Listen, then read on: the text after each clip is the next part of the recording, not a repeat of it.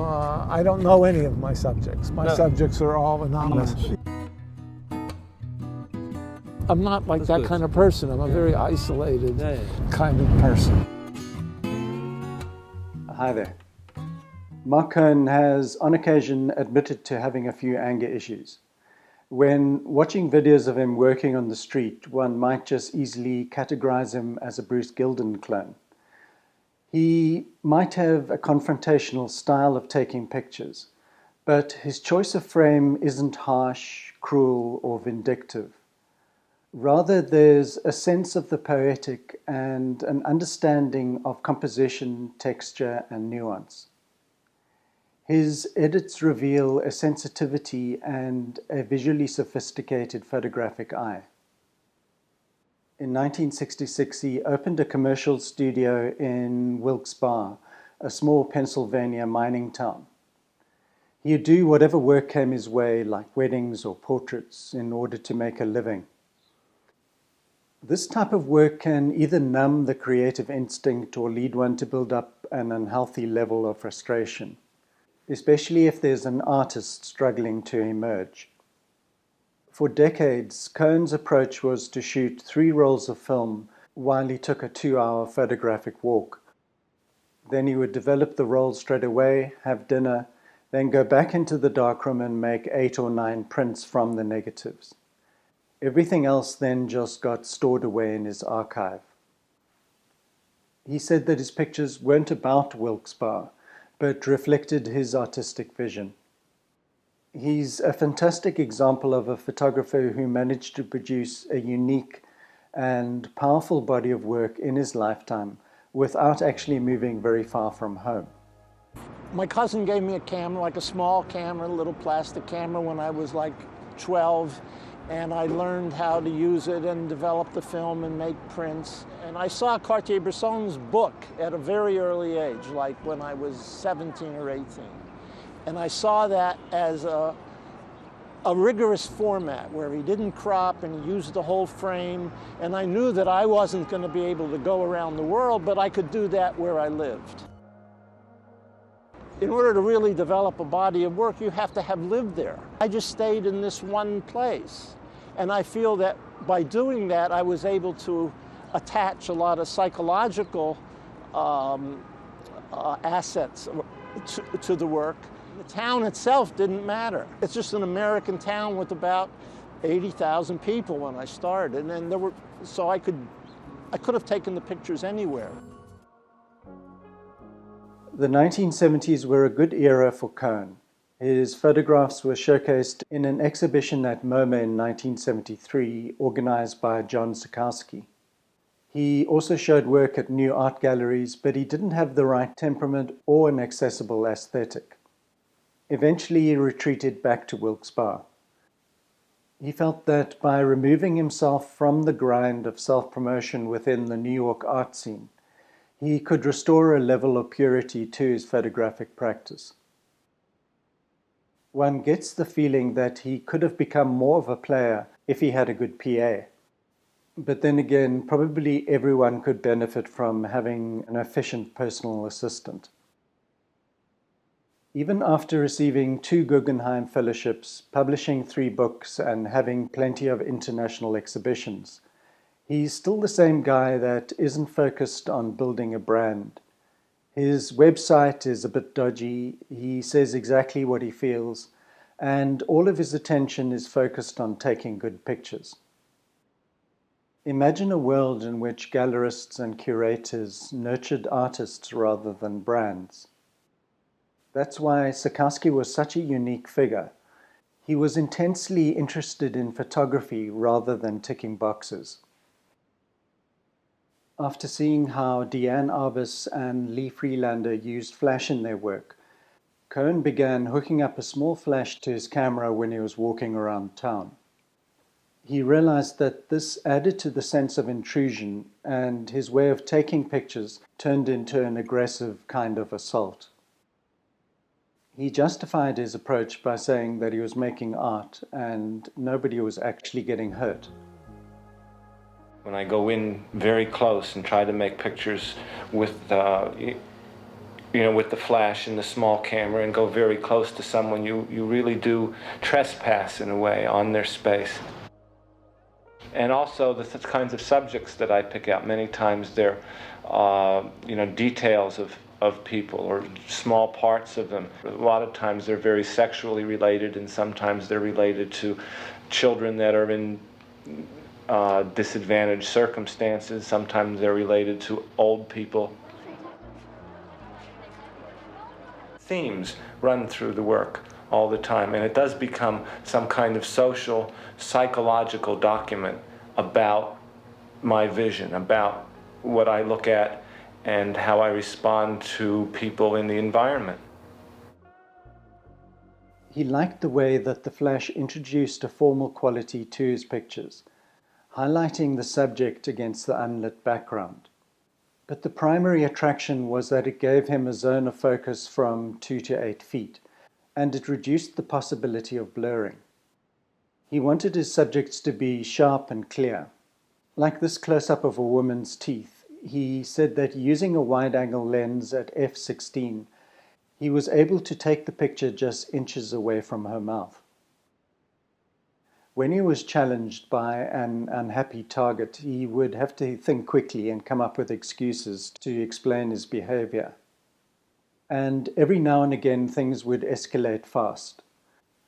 Once a man tracked his plate number and showed up at his house, accusing Cohen of victimizing his wife.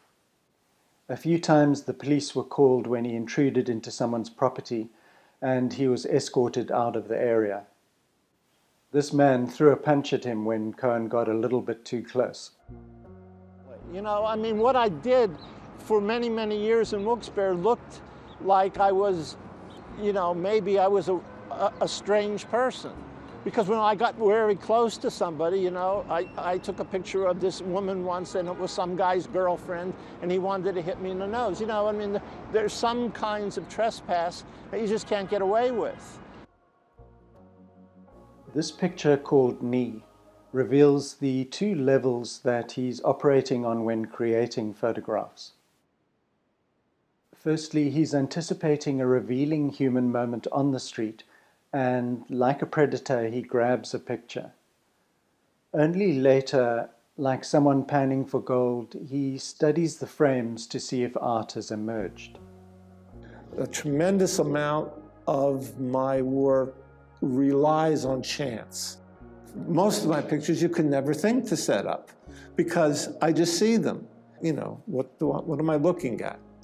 What kind of picture can I make? What kind of accident can I make happen here? Like in this old coat, and it's great texture, it leans into like a Mondrian type of formalism, like this line and this part here with the little dots in it, and then this whole side, and I just took it like this, and then I found the negative, and then there's just this one negative. And I was very lucky, that I got that button and that this button and this shadow, and it's unique kind of work because there's no pre-concept to it. There's no setup. The most exciting part of the whole operation is when I take the film out of the fixer and I hold it up to the light and I can see those 36 negatives. I see, look at that one. He was initially drawn to the girl's leg with the long white socks and her protruding knees. But the final composition is dynamically complex. It's no longer just a picture of a knee. It becomes a play between the highlights and the shadows, as well as the competing shapes that the flash has produced. The frozen movement of the young girl within the decaying environment adds a layer of surrealism. Or perhaps it could be a still from a film noir movie. This is a picture I took near Wilkes-Barre, in a small town near Wilkes-Barre. And I was just driving around looking for a place to stop, looking for a place to take pictures, and I saw this young girl. At this girl's legs, at the nice, her legs. And sort of followed her down the street for a few steps, and then crouched down and made a picture. because I was interested in her sock and her leg in the picture.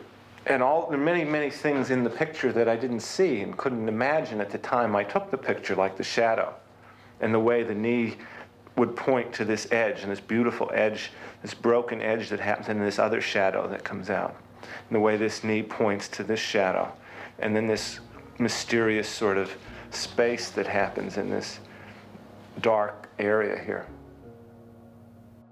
There were certain places in Wilkes-Barre where Cohen liked to hang out. On hot summer evenings in working-class neighborhoods, people would be outside, and as he said, there was a lot of flesh exposed. Some viewers find his interests a little bit voyeuristic or even a bit creepy. Certain of his images are exploring the sensual or sexual domains, but this is a dominant aspect of being human. As I mentioned in a previous video, it's a shame that in the name of being protective, the artistic baby has been thrown out with the bathwater. Mostly he's seeing bodies as fragments or abstracts. He photographs elements of bodies in unfamiliar ways, making us aware of the different textures within skin and clothing, or just awkward gestures. The effect of these images is that they are disconcerting, but they reveal aspects of humanity, or our humanness. These recognitions wouldn't be so apparent if we were merely looking at a shot of a full body from a straight-on perspective. So we are being given the opportunity to see familiar things that have been presented in a strange manner, because of his particular way of photographing. It was like I was a sculptor, but I was borrowing somebody's arm or leg and just walk by and do that. At the time, he was aware of Bill Brunt's more constructed torso images, but he wanted his shots to emerge from real-life interactions. When you take a look at his images that have no human content, you can see that he's seeing his environment in terms of details and abstractions. When you make an exhibit of this work and you walk around in a room filled with it, and you see all these strange pictures, you know, there's a certain excitement to it. There's a certain quality in that room about an artist's mind and an artist's work that comes from the pictures and touches the viewer in some way. Cohen's contemporaries were Winogrand, Freelander, and Arbus, but what separates him from this group was his geographical isolation, and also the manner in which he cropped into his subjects while shooting. Ever since he received a plastic camera at the age of 12 or 13, he's been drawn to photographing on the street.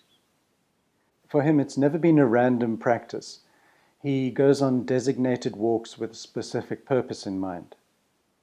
He feels that over the years, his confrontational style of making pictures has taken its toll. Gradually, he's allowed more space between him and his subjects, shifting from a 28 to a 35, then to a 50mm lens. He's also mellowed with age, so he can't or doesn't want to access the same level of aggression that he had employed earlier on in his career. Thanks for staying with me, and I'll see you next time. I don't know. I mean, a lot of these pictures are not exactly what I do now, you know, because I'm not, you know, I'm not as aggressive as I was. I do think it's the purest form of photography because it's so quick and it's so instant. You got this little camera, you walk around, you look around, you know, and it's the most spontaneous kind of psychological vision. You know, street photography is the coolest thing.